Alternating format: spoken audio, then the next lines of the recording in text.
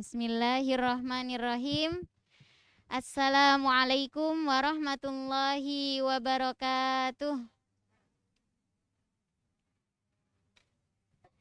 Hamdan wa syukran lillah.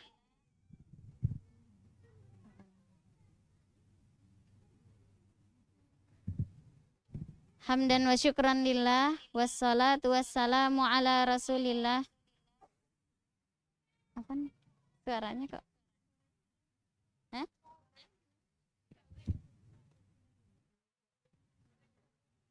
Mungkin. Iya, iya.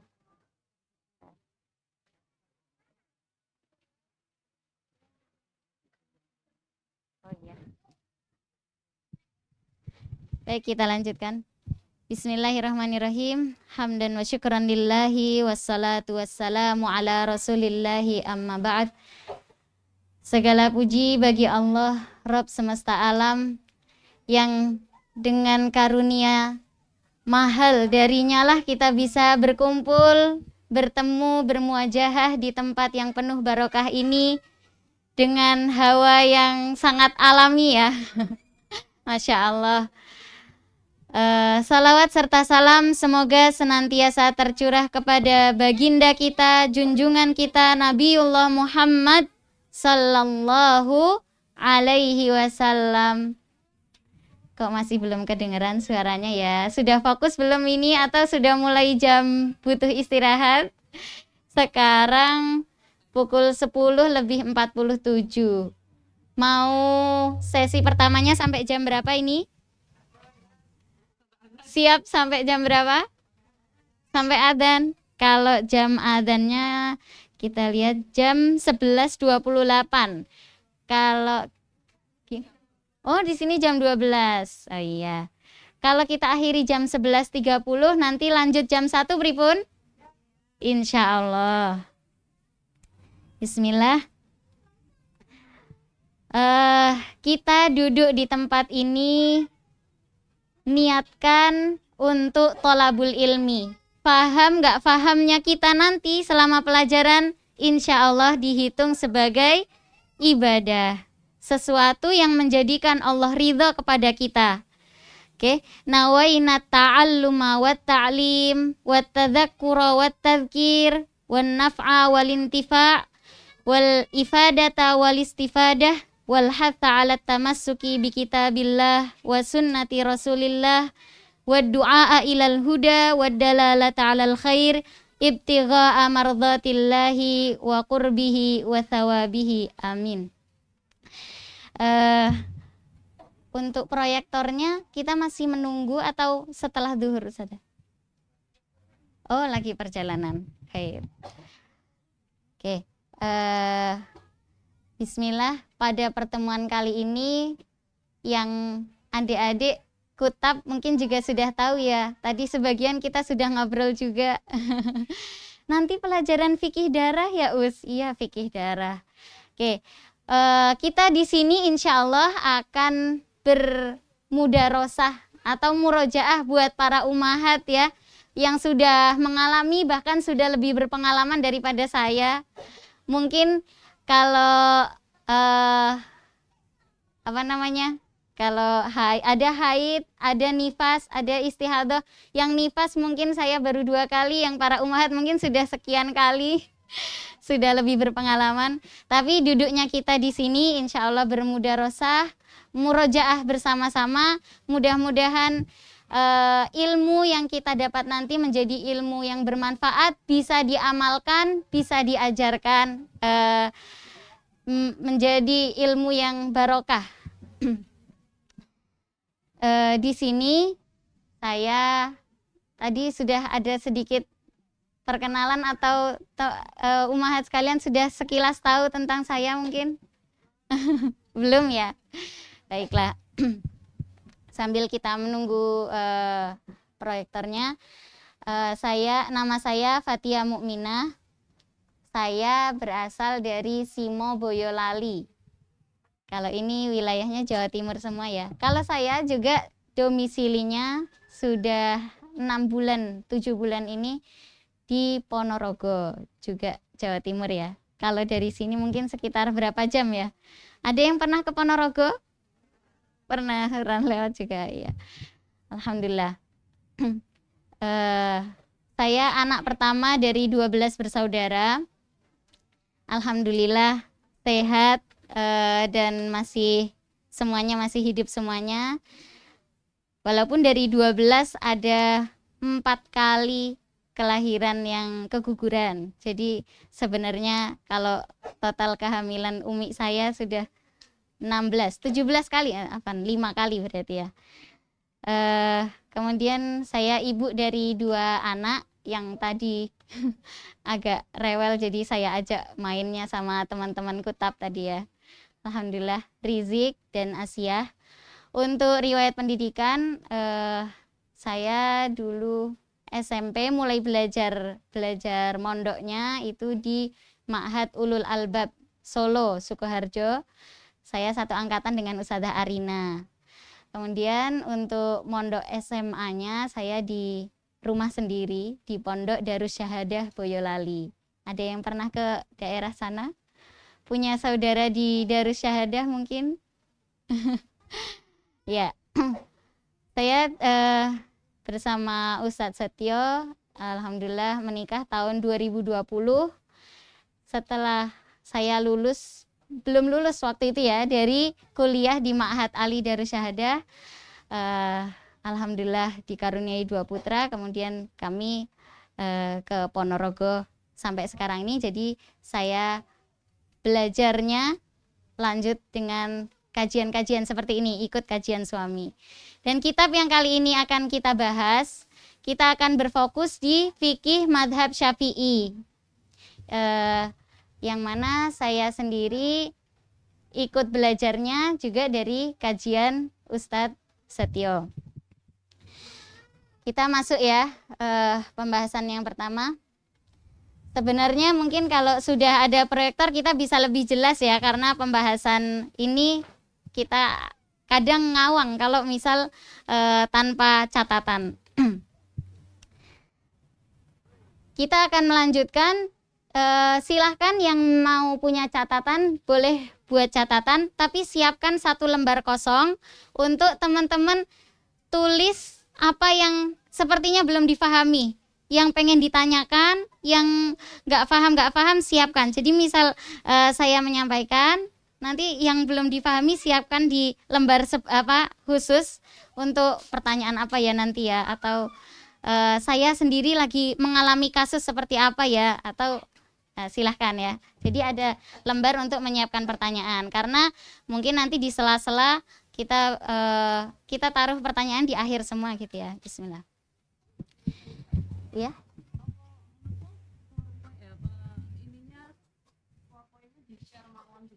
Oh, bisa. Oh iya.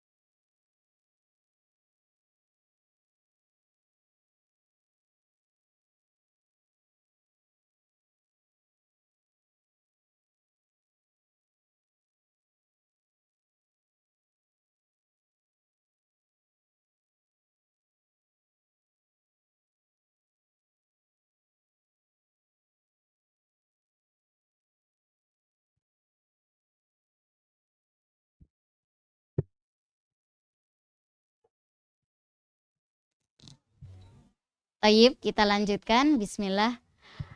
Saya akan mengawali keluar.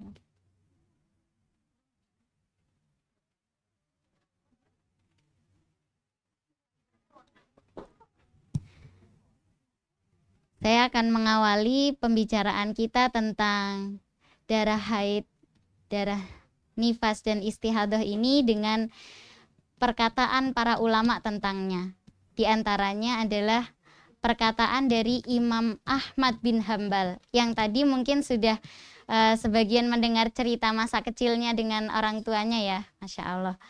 Imam Ahmad mengatakan tentang fikih haid dan nifas ini, saya mempelajari fikih darah wanita ini selama 9 tahun untuk bisa betul-betul memahaminya. 9 tahun untuk belajar fikih haid, fikih nifas dan istihadah ini. Dan juga Imam Nawawi mengatakan persoalan haid, nifas, istihadah ini adalah bab yang paling rumit dalam fikih karena banyaknya rincian-rincian dalam fikih ini. Mungkin ini juga lebih kepada yang dikatakan Ustadz Setio tadi ya. Fikih haid itu bagi para ulama yang mayoritasnya laki-laki mungkin abstrak gitu ya, karena mereka tidak mengalaminya langsung. Maka mudah-mudahan setelah majelis ini nanti kita murojaah bersama-sama, semakin banyak para wanita yang bisa memahami fikih darah, bisa mengamalkan minimal untuk diri, keluarga, dan lebih lagi nanti mengajarkannya. Secara umum, fikih darah wanita, kalau kita mau sederhanakan ya, agar nanti kita lebih mudah untuk memahaminya, hanya ada 3 jenis darah yang keluar dari farji wanita. Yang pertama, haid. Yang kedua, nifas. Haid dan nifas ini yang menjadikan hukum-hukum syariat itu berlaku ya, larangan-larangan kepada wanita haid dan nifas. Mungkin diantaranya apa yang teman-teman kutab yang ditahu larangan untuk wanita yang haid dan nifas apa? Nggak boleh apa? Nggak boleh sholat, nggak boleh puasa, haji tawafnya ya, dan beberapa larangan-larangan lain itu berkaitan dengan perempuan yang haid dan nifas. Adapun istihadah, darah yang ketiga dan tidak ada jenis yang lain. Jadi perempuan kalau nggak haid ya nifas. Maksudnya kalau nggak perempuan itu nggak haid, nggak nifas, ya dia itu istihadah. Nggak ada kemungkinan yang lain. Dan istihadah itu hukumnya suci. Dia berlaku hukum sebagaimana orang yang terus-terusan keluar hadas. Mungkin istilahnya kayak yang kentut terus-terusan atau pipis terus-terusan, karena dia dalam keadaan ada darah tapi statusnya suci, wajib sholat, wajib puasa, itu ya istihadah. Nah, minimal setelah kita nanti belajar ini, kita bisa paham untuk diri kita bisa mengamalkan, ataupun kita bertanya kepada orang yang lebih tahu, ustadz maupun ustadzah, dan kita paham cara bertanyanya. Karena ini belum banyak di antara, kalau Ustadz Setio itu kan ngajar fikih haid, seringnya saya ikut, dan juga yang tanya itu kadang tanyanya sama saya. Untuk bertanya pun kalau misal tidak ada ilmu bertanyanya, yang ada ustadz maupun ustadzahnya jadi bingung sendiri karena tidak mengalaminya. Maka minimal setelah kita belajar ini, kita paham, kita bisa mempraktekkan langsung untuk diri kita. Atau kita belum paham tapi minimal tahu cara bertanya. Adik-adik terutama yang teman-teman kutab ini nggak tahu, belum paham ustadzah, cuma baru pertemuan sekali sama Ustadzah Fatia, saya masih belum paham. Ustadzah tuh ngomong apa aja bingung. Nah, tapi nanti di poin terakhir kita akan bahas cara bertanya. Biar nggak malu tanya sama ustadzah atau tanya sama umi abinya, aku kayak gini tuh haid atau bukan? Atau saya itu dalam keadaan istihadah gitu ya. Jadi harapan minimal setelah majelis ini nanti kita bisa paham cara bertanya masalah darah wanita ini. Syukur-syukur bisa mengajarkannya, alhamdulillah. Oke, kita yang pertama, darah haid. Darah haid kita akan bermula dari definisi, karena kalau kita sudah paham definisi, insya Allah kita memperluas pembahasan itu nggak akan kacau karena kita kuat di definisinya. Apa itu darah haid? Darah yang keluar dari pangkal rahim dalam kondisi normal. Ingat, dalam kondisi normal. Pada masa tertentu. Oke.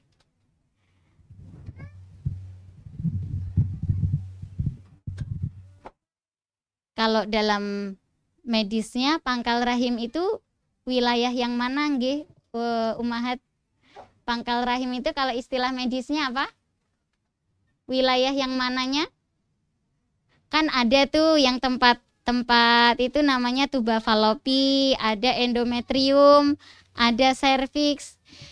Yang di mananya pangkal rahim itu? Endometrium, ya. Kemudian darah yang kedua adalah nifas. Nifas ini adalah darah yang keluar setelah rahim bersih dari kehamilan. Ingat, bersih dari kehamilan. Kalau misal ada perempuan yang punya anak kembar misalnya, keluar satu, kan keluar nggak langsung dua-duanya ya, keluar satu. Setelah itu sebelum anak yang kedua lahir ada darah. Apakah darah itu sudah disebut nifas?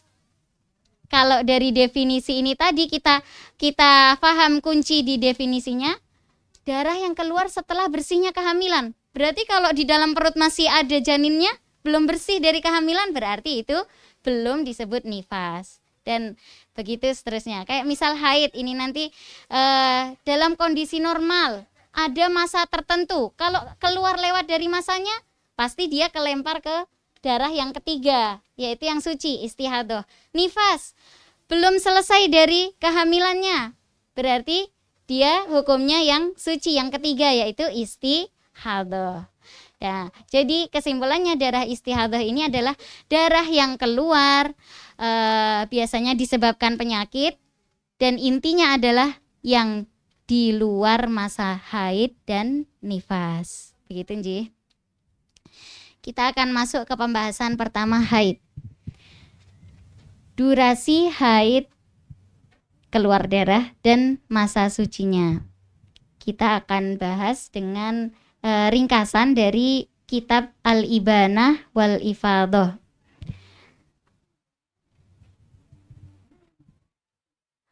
Durasi haid minimalnya 24 jam. Maksimalnya 15 hari. Kalau biasanya berapa ibu-ibu? Kalau rata-rata umumnya perempuan berapa? 6 atau 7 hari. Tapi itu tadi ya, minimalnya 24 jam, maksimalnya 15 hari. Jadi misal mungkin ada yang pas di sekolahan tiba-tiba ke kamar mandi keluar darah, nggak usah bingung, itu bisa langsung menghukumi dirinya, oh aku nggak usah sholat duhur nanti di sekolah. Usia minimal haid berapa? 9 tahun komariah. Jadi misal putri saya itu kan Asia lahir saat lebaran. Jadi kalau udah lebaran 9 kali itu 9 tahun hijriah itu ya. Nah, di sini udah banyak yang umurnya 9 tahun ya. Jadi seperti itu. Kalau keluar darah pagi pas di sekolahan itu bisa menghukumi diri haid. 24 jam. Jadi misal besok pagi masih keluar darah, oh ternyata betul dari kemarin haid. Tapi malamnya, Umi tadi aku di sekolahan, aku udah nggak sholat duhur asar loh. Tapi ini kok malam nggak keluar darah lagi. Oh ya udah, kamu sekarang tinggal sholat karena darah kamu dari tadi itu belum 24 jam. Ternyata setelah 10 hari, Mi aku keluar darah lagi. Padahal kan waktu tanggal 1 kemarin aku keluar darah berapa? Misal dikira-kirakan 7 jam. 7 jam itu belum 24. Ini aku tanggal 10 keluar lagi, Mi. Oh, berarti jelas yang dulu itu haid. Karena masa maksimalnya, durasi maksimalnya berapa? 15 hari. Dan di sini juga ada durasi suci. Ini kalau dulu saya pas belajar di pondok itu kok belum terlalu perhatian masalah ini. Ternyata di fikih Syafi'i ataupun sebenarnya di madhab lain juga ada penjelasan ini, tapi dulu saya belum perhatian, baru ngeh waktu belajar kitab Ibanah wal Ifadah ini. Durasi suci minimalnya 15 hari. Maksimalnya tidak ada. Kalau biasanya berapa berarti umumnya rata-rata perempuan? Kalau haidnya 7 hari, setiap bulan sekali doang, berarti kira-kira 23. Tapi minimalnya 15 hari. Jadi misal di bulan Desember ini haidnya keluar cuma 3 hari di awal. Terus sudah jeda 15 hari keluar lagi di akhir bulan. Ini bisa nggak disebut haid? Haid. Jadi jangan bingung ada, kok temanku haidnya baru awal bulan kemarin haid, sekarang udah ngaku haid lagi. Jangan-jangan dia bohong. Enggak ya. Jadi bisa haid itu ada durasi suci minimal 15 hari. Kalau dia sudah suci 15 hari, keluar darah lagi, maka itu bisa disebut haid, dihukumi haid juga. Jadi kesimpulannya tadi ya, syarat darah dihukumi haid, seorang wanita mengeluarkan darah itu bisa dihukumi haid jika yang pertama usianya berapa? 9 tahun komariah dikira-kirakan. Yang kedua, darahnya minimal berapa? 24 jam. Darahnya yang ketiga tidak boleh lebih dari 15 hari. Dan jeda suci minimal di antara 2 haid berapa? 15 hari. Sudah paham sampai sini? Insya Allah. Nah, sifat darah haid. Darah haid sebagaimana yang dijelaskan oleh para ulama ada 5 macam warna. Yang sudah mengalami haid tentu tahu, haid itu enggak selamanya warnanya merah ataupun hitam. Kadang-kadang flek-flek aja. Kadang-kadang warnanya cuma keruh. Nah, jadi ada 5 warna darah. Dan ini sesuai urutan kuat atau lemahnya darah itu ya. Yang pertama darah hitam, darah merah, darah pirang, darah kuning, dan keruh. Nah, ini 5 sifat darah haid. Kemudian dari segi kekentalannya, ada darah yang kental, ada darah yang encer. Dan dari segi baunya, ini sebenarnya mungkin nggak perlu dicatat ya. Kalau ada proyektornya ini hanya penjelasan. Nanti akan kita perdalam di bab istihadah. Sekarang nggak apa-apa, teman-teman menyimak saja. Siapkannya yang paling utama lembaran kosong tadi dipersiapkan untuk diisi. Aku yang mau tak tanyain ke Ustadzah apa ya? Yang nggak paham dari yang dijelasin tadi apa ya? Jadi silakan diperhatikan saja dulu. Ya. Ya, afan. Bismillah, kita pelan-pelan aja ya. Enggak apa.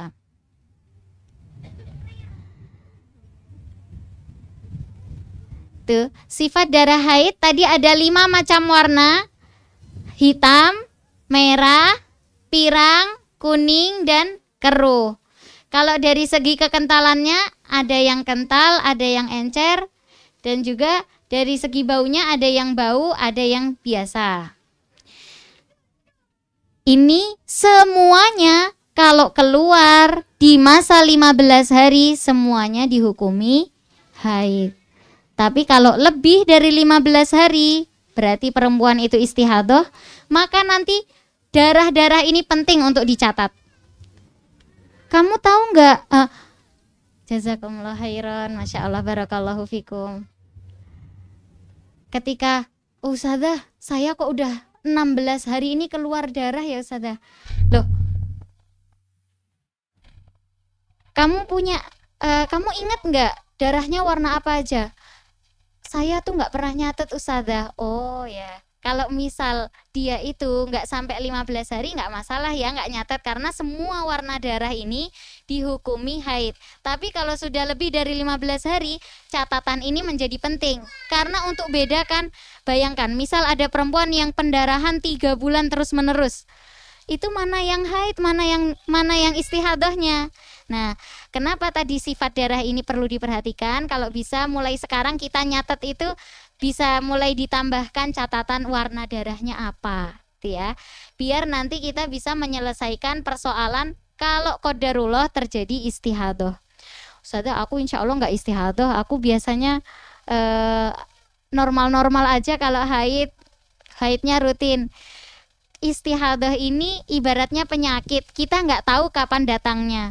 Mungkin kalau yang sudah umahat mengalami terkadang mungkin darurat harus KB misalnya, ataupun mau haji mau umroh kemudian minum pil penunda haid sehingga hormonnya kacau, bisa jadi haid terus atau malah haidnya jadi nggak teratur gitu ya. Nah, ini tadi sifat-sifat darah haid yang perlu kita perhatikan. Nah, ini untuk di slide-nya mungkin yang sudah buka itu ada pembahasan penerapan konsep ya, tapi kalau nggak ada proyektor saya khawatir adik-adik jadi bingung, jadi kita lanjutkan dulu, nanti bisa kita bahas insya Allah mungkin ba'da zuhur ya. Oh iya, nggak apa-apa.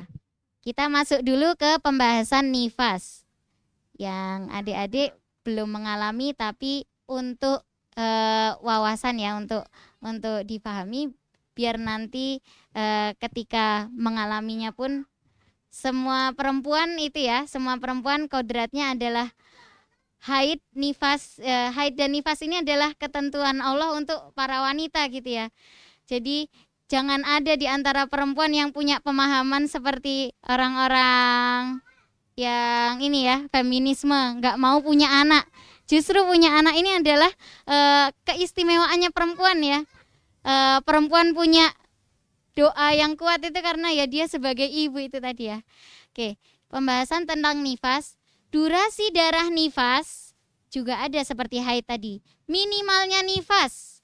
Kalau tadi minimalnya haid itu 24 jam. Minimalnya nifas adalah majatan. Apa itu? Sekejap habis melahirkan, seret darah itu adalah nifas. Itu sudah cukup. Misal setelahnya nggak keluar darah lagi, itu nggak masalah, berarti dia udah nifas sekejap saja setelah melahirkan itu tadi ya. Afan sebelumnya biar gambaran tentang nifas tadi saya terlewat ya. Definisi nifas tadi kan darah yang keluar setelah bersihnya rahim dari kehamilan. Kalau keguguran itu kehamilan bukan? Kehamilan. Maka bersihnya rahim dari kehamilan karena melahirkan maupun karena keguguran juga dihukumi nifas. Jadi misal baru hamil 3 bulan, keguguran, terus keluar darahnya cuma sebentar setelah itu. Misal cuma 1 hari. Setelahnya nggak keluar darah lagi 10 hari. Habis itu keluar darah lagi. Ini aku haid apa aku statusnya nifas? Nah, kita perhatikan maksimalnya nifas durasinya berapa? 60 hari. Kalau haid tadi 15 hari, kalau nifas 60 hari. Jadi, perempuan yang misalnya keguguran itu tadi keluar darahnya cuma sebentar, setelah 10 hari keluar darah lagi, maka itu masih melanjutkan nifasnya. Gitu ya. Oh iya, apa?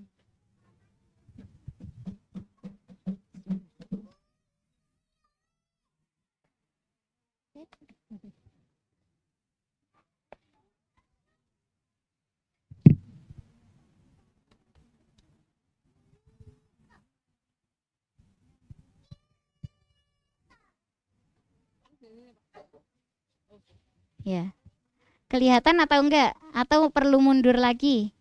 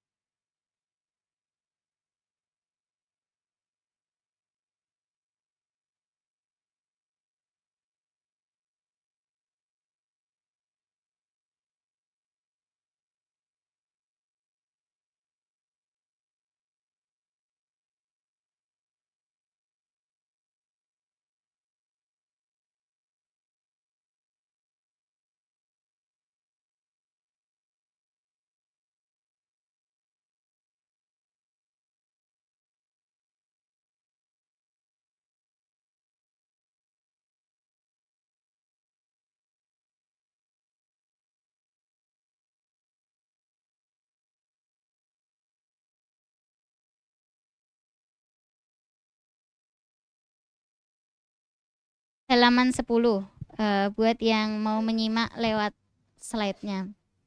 Durasi darah nifas minimalnya sebentar, maksimalnya 60 hari. Biasanya perempuan 40 hari ya.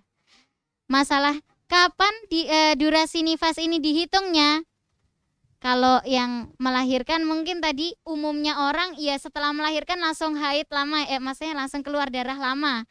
Tapi misal mungkin keguguran atau kasus-kasus yang lain ini, kapan durasi nifasnya dimulai?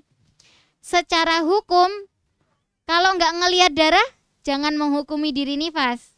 Secara hukum, kalau melihat darah, baru nifas. Kalau nggak melihat darah, tetap sholat, tetap puasa. Sebentar lagi bulan Ramadan ya. Pembahasan ini sangat berkaitan dengan nanti kita puasa atau enggak. Biasanya kan pusing di situnya ya, taklif syariatnya.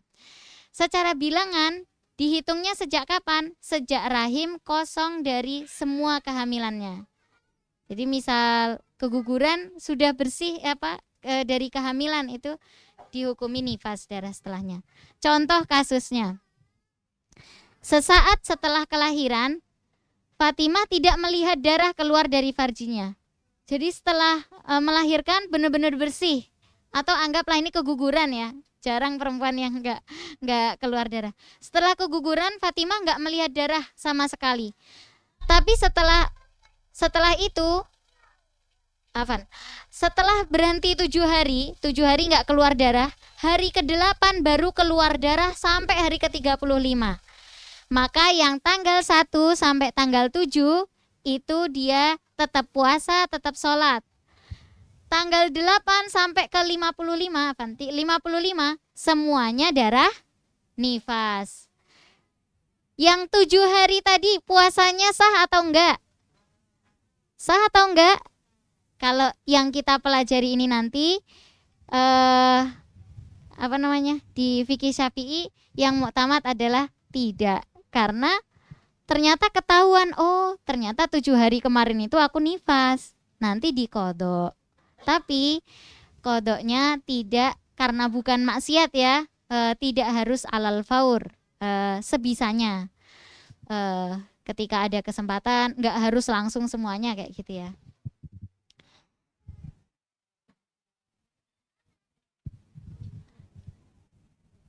Waktu yang tersisa ini jam 11.20. Kalau tadi kesepakatan kita ya tinggal 10 menit lagi ya. Bismillah. Syarat-syarat darah nifas. Kalau tadi ada syarat-syarat darah haid, ini syarat-syarat darah nifas. Yang pertama, darahnya keluar setelah rahim betul-betul bersih dari kehamilan. Lahir maksudnya ya. Baik itu karena melahirkan ataupun keguguran. Darahnya keluar sebelum 15 hari sejak rahimnya kosong. Kenapa kata kunci 15 itu sering diulang-ulang? Karena 15 hari itu tadi masa jeda minimal untuk dikatakan haid. Kalau tadi di contoh sebelumnya, dia cuma 7 hari ya bersihnya, habis itu udah langsung keluar darah 8 hari.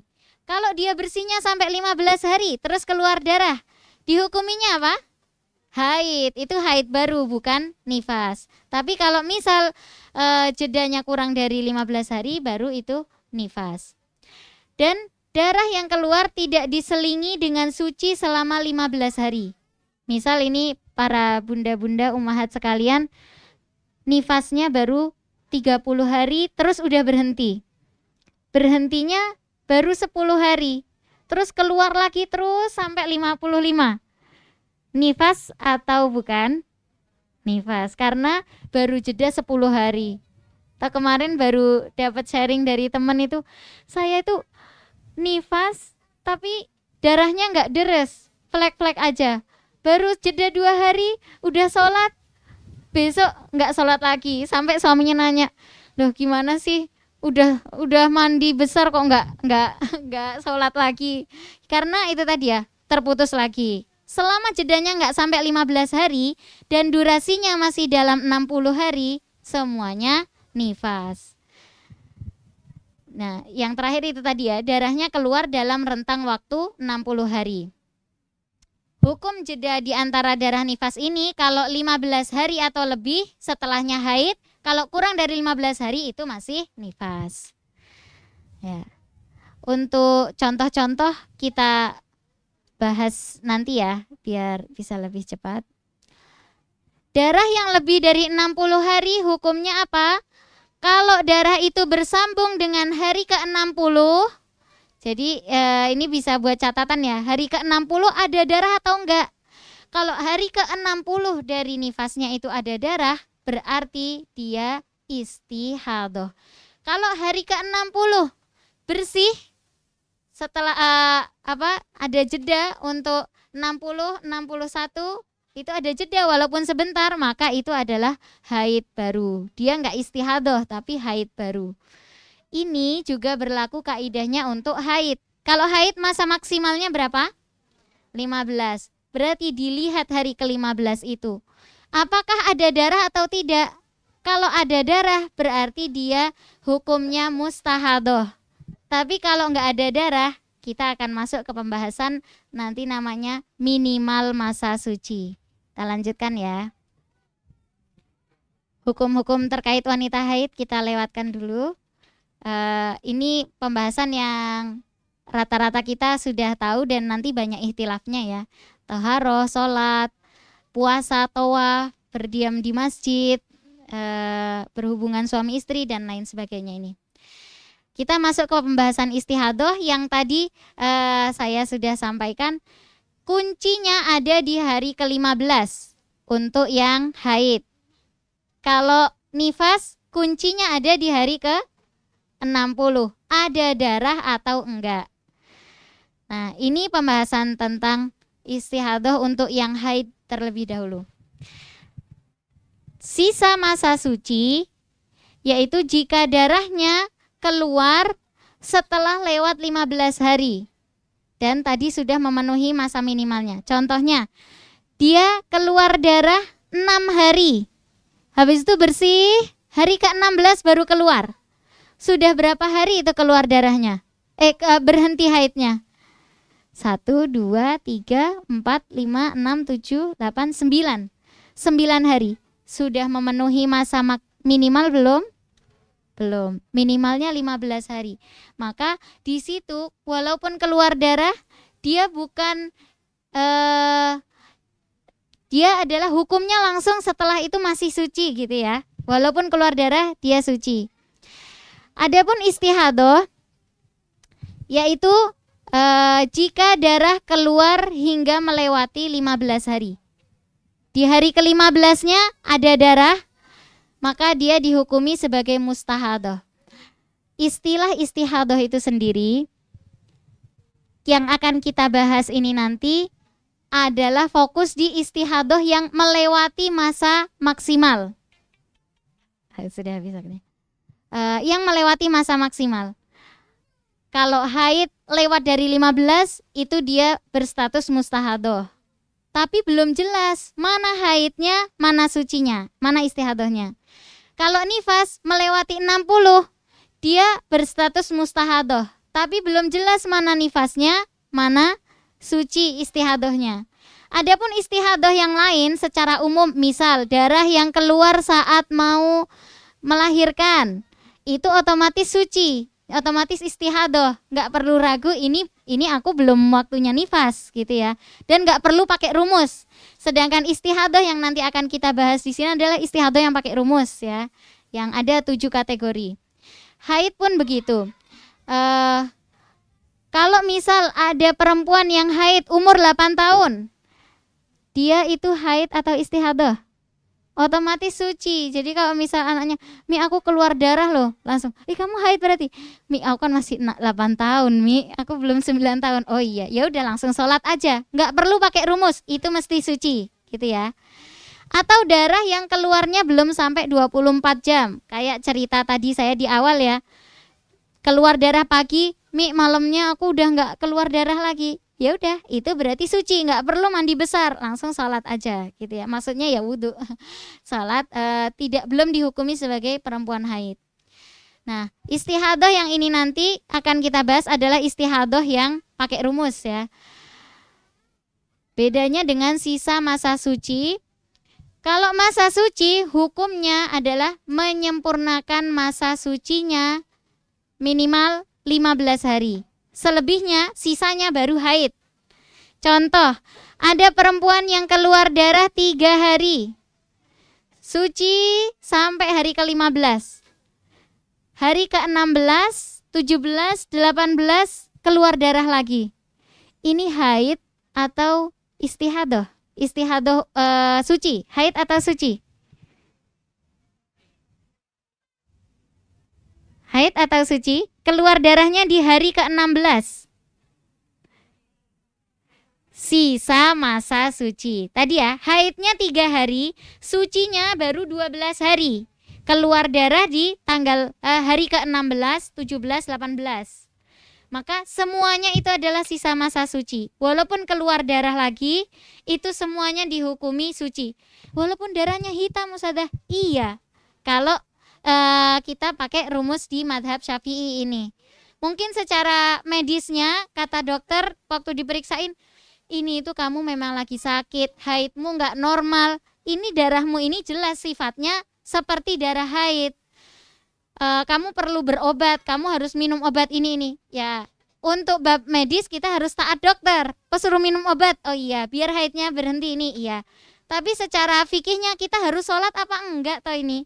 Darahnya itu kata dokter benar-benar kayak haid. Tapi secara fikihnya aku harus sholat enggak? Perhatikan sisa masa suci. Tinggal dihitung kalender haidnya. Yang nulis diary catatan haid juga bisa dilihat. Oh, di kalender haidku aku itu baru sucinya baru 12 hari. Enggak mungkin aku ini haid lagi. 3 hari ini aku hukumi haid semua. Aku hukumi suci semuanya. Tetap sholat, tetap puasa. Yang nanti sebentar lagi bulan Ramadan itu ya, tetap puasa. Baru setelahnya kalau keluar darah lagi, masih keluar darah di hari ke-19, itu baru yang haid baru. Contoh kedua, sayangnya ini udah saya kasih jawaban semua ya, nggak apa-apa ya. 3 hari keluar darah, 14 hari bersih. Di hari ke-18 sampai 21 keluar darah lagi. Ingat, langsung perhatikan kesucinya, kuncinya. Lihat sucinya berapa hari? 14. Berarti kurang berapa? 1. Penuhi 1 harinya itu dari haid hari pertama itu. Maksudnya ya, di tanggal 18. Walaupun darahnya hitam, iya. Karena ini menggunakan kaidah sisa masa suci. Kenapa para ulama membuat kaidah seperti ini? Agar perempuan itu nggak bingung, apalagi yang awam. Maksudnya ya, kita punya rumus, kita tuh jadi lebih mudah. Oh iya, sudah adzan ya. Untuk bab sisa masa suci ini nanti, insya Allah kita bisa menerapkannya tanpa harus nanya lagi kepada ustadz atau ustadzah. Oh, tinggal dilihat, aku tuh suci berapa? Aku baru 14. Berarti ambil 1 harinya untuk memenuhi masa suci, sisanya baru haid. Terus gimana? Kan ini keadaannya ada darahnya. Istihadah itu dia seperti hukumnya orang yang pipis terus-terusan, yang kentut terus-terusan. Dia berhadas terus. Maka dia nggak harus mandi besar. Keadaan istihadah yang jelas mana sucinya, seperti sisa masa suci ini, dia langsung membersihkan darahnya sebelum sholat, memakai pembalut, dan juga berwudu, dan berwudu untuk setiap kali sholat fardu. Maksudnya, nih masuk duhur ya, kalau kita belum mau langsung sholat ini, jangan ambil wudu dulu. Atau kita tadi pas jam 11, mau duduk di majelis, tak sambil wudu, sanggup buat duhur, biar nanti teman-teman ke masjid, saya langsung ikut ke masjid. Gak boleh. Wudunya harus masuk di jam sholat, langsung sholat, nggak boleh ada jeda ngobrol dulu sama teman atau mau makan dulu, nggak boleh. Jadi setelah membalut darah langsung berwudu, langsung sholat, nggak perlu mandi besar ya, karena ini dia statusnya jelas suci, bukan istihadah yang pakai rumus ya. Mungkin itu gambaran mudahnya. Dan insya Allah setelah zuhur nanti kita akan membahas lebih luas istihadoh yang pakai rumus tadi ya, yang kami sampaikan. Ada 7 jenis istihadoh, yaitu mubtada'ah, mu'tadah, yang mumayyizah maupun ghairu mumayyizah, serta mutahayyirah. Nah, pembahasan lebih lanjut insya Allah kita akan bahas setelah zuhur. Kami mungkin kasih kesempatan 1 pertanyaan sebelum penutup. Silahkan, waktu dan tempat kami persilahkan. Tafadhal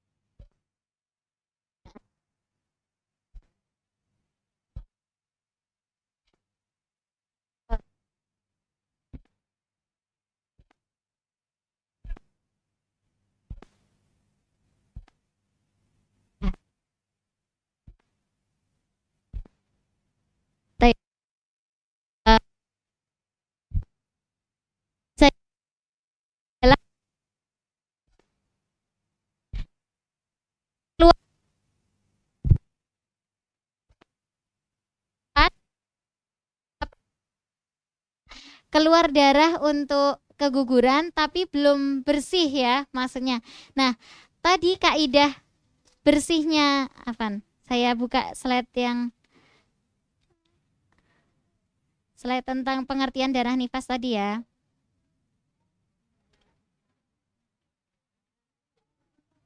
Nah, darah yang keluar setelah rahim kosong dari kelahiran atau maksudnya kehamilan. Walaupun yang keluar adalah segumpal daging atau segumpal darah yang dikatakan oleh ahli di sini adalah bidan maupun dokter ataupun ahli medis sebagai asal usul penciptaan janin.